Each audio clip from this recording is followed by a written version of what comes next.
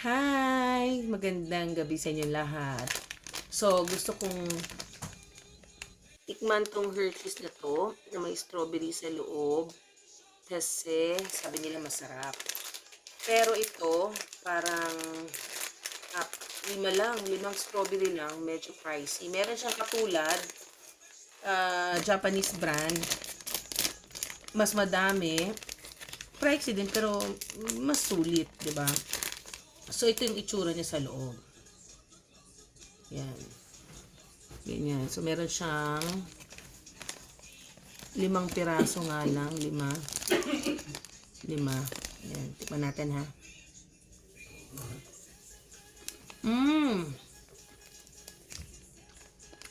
Meron siyang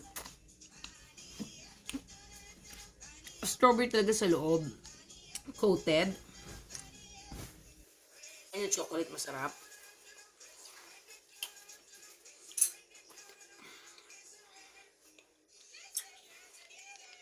Kahit mahal,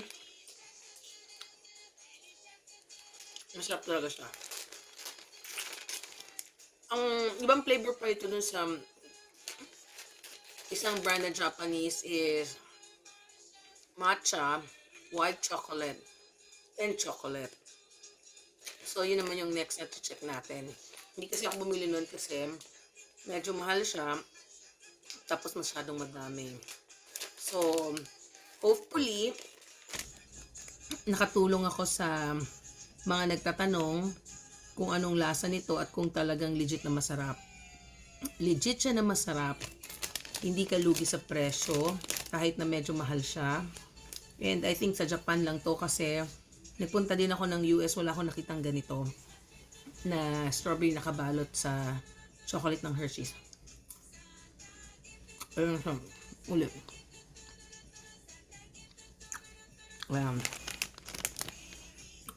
So, thank you. Till next time. Next ko naman sigurong iba-vlog is yung face mask. Medyo nagkakaroon ako ng fascination sa mga face mask ngayon eh. So, I'll check and I'll see you then. Bye!